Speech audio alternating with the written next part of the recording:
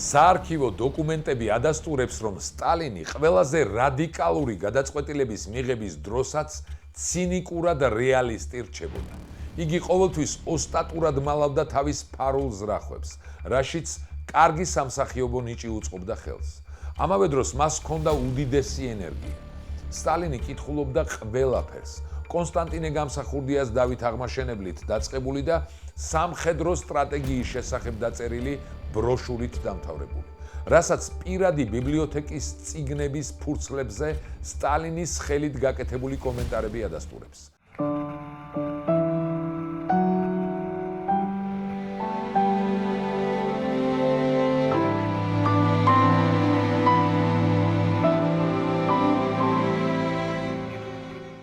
ინგლისელი ისტორიკოსი სიმონ მონტეფიორეს თქმით, რომელიც სწავლობდა სტალინის პირად ბიბლიოთეკასა და კითხვის არეალს, ის დიდ დროს ატარებდა წიგნების კითხვაში. მისი გემოვნება ეკლექტიკური იყო. მოპასანი, უაილდი, გოგოლი, გოეთე, ასევე ზოლა, რომელსაც იგი აღმერთებდა. უყვარდა პოეზია. სტალინი ერუდიტი კაცი იყო. ის ციტირებას ახდენდა ბიბლიიდან, ბისმარკის ნაშრომებიდან და ჩეხოვის ნაწარმოებებიდან. ის აღფრთოვანებული იყო დოსტოევსკით. სამოქალაქო ომის დროს სტალინი დროის უმეტეს ნაწილს სხვადასხვა ფრონტზე ატარებდა სამხრეთით, აღმოსავლეთით, ჩრდილო-დასავლეთით და დასავლეთით. ამ წლების განმავლობაში ის ასევე ბევრს კითხულობდა, მაგრამ ისტორიკოს როი მედვედევის თქმით, მის ბინაში წიგნების რაოდენობა მცირე იყო. 1925 წელს სტალინმა შექმნა თავისი პირადი სამუშაო ბიბლიოთეკა. 1925 წლის მაისში მან თავის თანაშემწეს და მდივან ივან ტოვსტუხს დაავალა დაკავებულიყო ამ საკითხით და შეექმნა ბიბლიოთეკარის ვაკანსია ბოლშევიკების საკავშირო კომუნისტური პარტიის ცენტრალური კომიტეტის გენერალური მდივნის შტაბში. სტალინმა მას გადასცა წიგნების წერილობითი სია, რომლებიც სურდა ენახა თავის ბიბლიოთეკაში. ამ დიდი ჩანაწერების ასლი გამოქვეყნდა ისტორიკოს ბორის ილიზაროვის ჟურნალში ახალი და თანამედროვე ისტორია. ჩანაწერში წიგნები კლასიფიცირებული იყო არა კონკრეტული ავტორის, არამედ კატეგორიების მიხედვით. მაგალითად, ფილოსოფია, ფსიქოლოგია, სოციოლოგია, პოლიტეკონომია, ფინანსები, ნაციონალური საკითხები, ბელეტრისტიკა, მემუარები და ასე შემდეგ. სულ 50-მდე კატეგორია. დანარჩენი კლასიფიცირებული იყო ავტორების მიხედვით. სტალინის ბიბლიოთეკის შევსება მის მიერ შედგენილი ჩანაწერის მიხედვით 1925 წლის ზაფხულში დაიწყო და რამდენიმე წელი გაგრძელდა. ბიბლიოთეკაში წიგნების რაოდენობის ზრდა არ შეჩერებულა და 1930-იან წლებში და ყოველწლიურად ასეულობით წიგნით ივსებოდა. ბიბლიოთეკა მოიცავდა ყველა რუსულ და საბჭოთა ენციკლოპედიას. მას ასევე ჰქონდა დიდი რაოდენობით ლექსიკონები და სხვადასხვა საცნობარო წიგნები. ზოგიერთი წყაროს მიხედვით სულ სტალინს ბიბლიოთეკაში ჰქონდა თითქმის 40,000 ტომი. აქედან მარტო აგარაგზე 10,000-მდე წიგნი. როი მედვედევი აღნიშნავს, რომ სტალინი ბევრს და მრავალფეროვან ლიტერატურას კითხულობდა.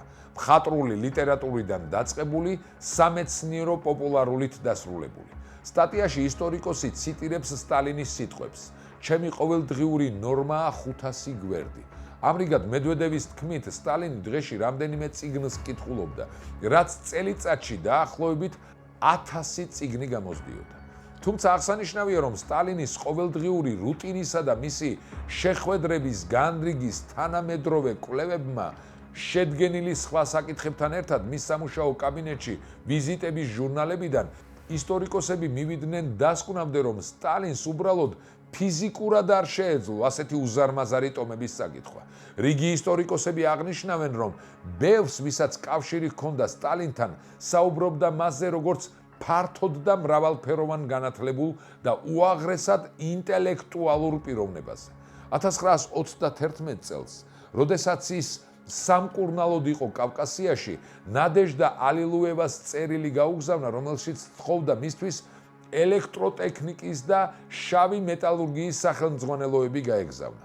სტალინის განათლების დონის შეფასება მის მიერ წაკითხული და შესწავლილი წიგნების რაოდენობით შეიძლება. ის არ იყო წიგნების კოლექციონერი, მხოლოდ იმ წიგნებს ინახავდა, რომლებსაც შემდგომში გამოიყენებდა. მაგრამ იმ შერჩეული წიგნების რაოდენობის დადგენაც რთულია. როგორც თვითმხილველები ამბობდნენ, მისი კრემლის ბინის ბიბლიოთეკაში რამოდენიმე 1000 წიგნი იყო. 1941 წელს ბიბლიოთეკა ევაკუირებული იყო. ომის შემდეგ ბიბლიოთეკის აღდგენა აღარ მომხდარა, რადგან სტალინმა აგარაკზე სპეციალური ფლიგელი ააშენებინა ბიბლიოთეკისთვის, რომელშიც 20,000-ზე მეტი წიგნი ინახებოდა. შენი და შენი შვილის პიროვნული განვითარებისთვის. ფასკუნჯი გურამ მეგრელიშვილის წერის საავტორო სკოლა. რა არის ფასკუნჯი? მული აღწერაში. გენერალი დიმიტრი ვოლკოგონოვი იხსენებდა: მე წილად მხვდა პატივი, რომ პირველი გავცნობოდი სტალინურ ბიბლიოთეკას და გაოცებული დავრჩი. ბელაც პირად ბიბლიოთეკაში მის მიერ წაკითხული 21,000 წიგნი ჰქონდა და ჩემთვის ეს იყო ნამდვილი აღმოჩენა. სტალინს თითოეულ მათგანში წითელი ფანქრით უამრავი შენიშვნა ჰქონდა გაკეთებული. ბელაც ჩვევად ჰქონდა წიგნებში კითხვის დროს შენიშვნების გაკეთება და სწორედ ეს მოწმობდა თუ რამდენი წიგნი ჰქონდა მას წაკითხული. სტალინის დაცვის უფროსი ვლასიკი და ბელადის პირადი მდივანი პოსკრებიშევი მიყვებოდნენ, რომ სტალინი დღის განმავლობაში 500-600 გვერდს კითხულობდა. როგორც წიგნებს, ასევე პრესას და სხვადასხვა ტიპის საბუთებსო. ამას გარდა ბელადს წაკითხulis ახმის ფანტასტიკური უნარი ჰქონდა. ის ფოტოგრაფიული სიზუსტით იმახსოვრებდა წაკითხულ ტექსტებს წიგნებიდან და ნებისმიერი ფრაზის ციტირება შეეძლო. თან უშეცდომოდ დაგისახელებდათ გვერდსა და აბზაცს. გასული საუკუნის 20-იანი წლებიდან საბჭოთა საგარეო დაზვერვა სპეციალურად სტალინისთვის სისტემატურად ამზადებდა სრულიად საიდუმლო ანალიტიკურ მოხსენებებს ოპერატიულ აგენტურული მუშაობის თეორიისა და პრაქტიკისა. ასევე სხვადასხვა ქვეყნის სპეცსამსახურების ძლიერი და სუსტი მხარეების შესახებ. სტალინი ყურადღებით ეცნობოდა ამ დოკუმენტებს, რასაც მისი ხელით გაკეთებული საინტერესო შენიშვნები მიუთითებს. თუკი ეს ყველაფერი მართალია და სტალინს 20,000-ზე მეტი წიგნი აქვს წაკითხული, მაშინ გამოდის, რომ ის მსოფლიოში ერთადერთი დადასტურებული პერსონაა, ვისაც ამდენი წიგნი აქვს წაკითხული. მიუხედავად სტალინის შესახებ უამრავი კვლევებისა, მაინც ბევრი რამ ბურუსით არის მოცული და მეცნიერები დღემდე სწავლობენ. სტალინის მთელი ცხოვრება საიდუმლოებით არის მოცული. ამბობენ, რომ დაბადების თარიღთან დაკავშირებითაც კი გარკვეული საიდუმლოებები არსებობდა. ამიტომ 1878 წლის 18 დეკემბერი 21 დეკემბრით იქნა შეცვლილი. და ასეთი უცნაურობები საბჭოთა კავშირის ლიდერის ცხოვრებაში საკმაოდ ბევრია. ქვეყანაში მისი ზოგიერთი საიდუმლოს აფიშირებას ერიდებოდნენ, რადგან ისინი საბჭოთა იდეოლოგიასთან შეუთავსებელი იყო. მაგრამ რამოდენიმე მათგანზე მოგითხრობთ. ბევრი რევოლუციონერი ცხოვრების გარკვეულ ეტაპზე დევნილობაში იმყოფებოდა. მაგალითად, სტალინი სულ 5-ჯერ იყო გადასახლებული, რომლის დროსაც ის სხვადასხვა ქალთან ერთად თანაცხოვრობდა. მეტიც 14 წლის გლეხის ქალის შეურაცხყოფის ფაქტზე სისხლის სამართლის საქმეც კი იქნა აღძრული. არსებობს მოსაზრება, რომ იოსებ ჯუღაშვილს უკანონო შვილებიც ჰყავდა. საბჭოთა ლიდერის რევოლუციური წარსულის შესახებ ფოტოები და დოკუმენტები სამართალდამცავი ორგანოების საქმეებში იყო დაცული, მაგრამ ხელისუფლებაში სტალინის მოსვლასთან ერთად ისინი არასასურველ კონტენტად იქცა. როგორც ამბობენ, იგი იყო დევნის მანიით შეპყრობილი. საბჭოთა მოქალაქეებს ლიდერის ამ თავისებურებაზე ეჭვიც კი არ ჰქონდათ, თუმცა სტალინის ახლო წრე მის უცნაურობებს მუდმივად ხედავდა. მაგალითად, გენერალური მდივნის სახელმწიფო აგარაკის მთელ პერიმეტრზე მუდმივად 300-მდე ოფიცერი მორიგეობდა. თითოეულ ოთახს 2 კარი ჰქონდა, ერთი ჩვეულებრივი, ხოლო მეორე საიდუმლო, რომლის შესახებ მხოლოდ სტალინთან ყველაზე დაახლოებულმა პირებმა იცოდნენ. ყველა სახლში, სადაც სტალინი ცხოვრობდა, 2-3 საძინებელი იყო 2 საწოლით. ღამით გენერალური მდივანის სხვადასხვა ოთახში რამდენჯერმე გადაადგილდებოდა. მაგიდაზე კი, სადაც სახელმწიფოს მეთაური ტრაპეზობდა, 6 კომპლექტს დებდნენ. რადგან როგორც იოსებ ბესარიონისძე ფიქრობდა, ვინც საჭმელში შხამს დაუმატებდა, არ ეცოდინებოდა კონკრეტულად ის რომელი კომპლექტიდან მიირთმევდა.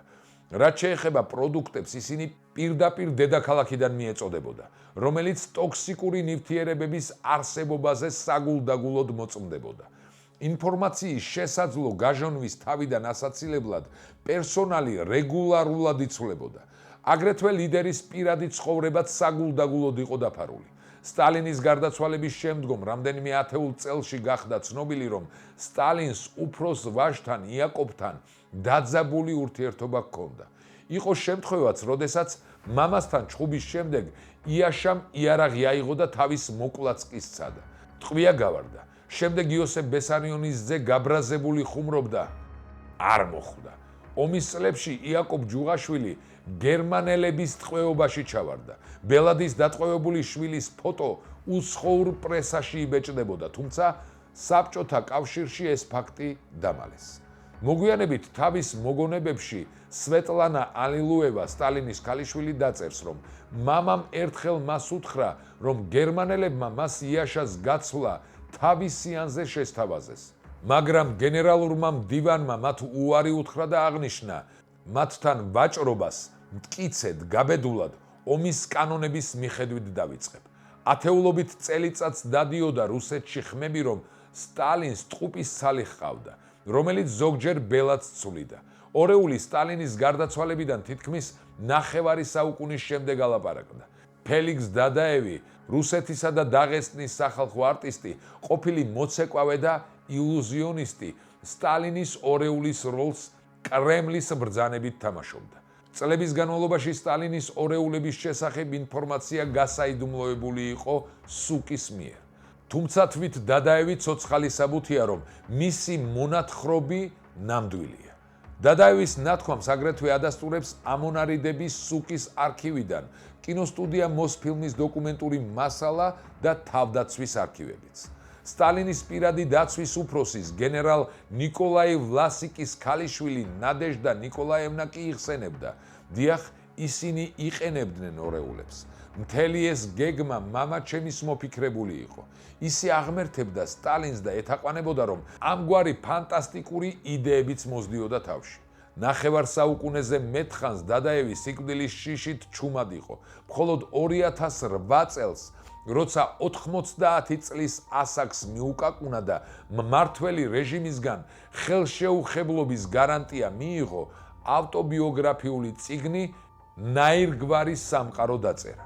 ავტორი წლების შემდეგ ამხელს, რომ ერთ-ერთი იყო სტალინის 4 ორეულიდან. ჯაშუშები ყოველი ფეხის ნაბიჯზე იყვნენ, ამიტომ ყველაფერი დიდი სიფრთხილით იგეგმებოდა. ორეულები ხშირად ცვლიდნენ სტალინს ავტომობილით, მატარებლით თუ თვითმფრინავით მგზავრობისას, რათა მათთვის გზაკვალი აერიათ, წერს დადაევი თავის წიგნში. დადაევის მსგავსებამ 60 წელს გადაშორებულ სტალინთან საბჭოთა აგენტის ყურადღება მალევე მიიქცია და დადაევის სასწრაფოდ გადაიყვანეს კრემლში. მიუხედავად იმისა, რომ ამ დროს იგი 25 წლისაც არ იყო, გრიმის დახმარებით ფიზიკურად ბელადს გაჭრილი ვაშლივით ჰგავდა. იმდენი ტანჯვა და განსაცდელი მქონდა გამოვლილი, რომ ბევრად უფროსის შეხედულება მქონდა, ვიდრე სინამდვილეში ვიყავი, იხსენებს დადაევი. დადაევი თავდაუზოგავად შრომობდა ხშირად ლავრენტი ბერიას მეთვალყურეობითაც. სწავლობდა ბელადის სიარულის, მეტყველების, ქცევის მანერებს, დაიწყო ბელადის სამხედრო ფორმის ტარება. არსებობს ცნობა, რომ დადაევს და სხვა ორეულებს ამეცადინებდა მსახიობი ალექსეი დიკი, რომელიც პროპაგანდისტულ ფილმებში სტალინის როლს ასრულებდა.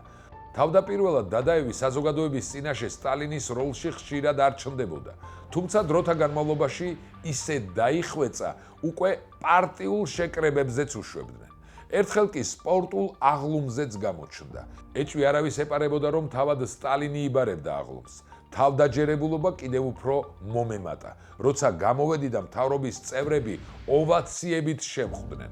ახლა მთავარი იყო ნაბიჯები არ შემშლოდა. ახლობლების გარემოცვაში სტალინის ნაბიჯები მტკიცე და სწრაფი იყო, ხოლო შეხვედრებსა და მიღებებზე ნელი და გაწონასწორებული.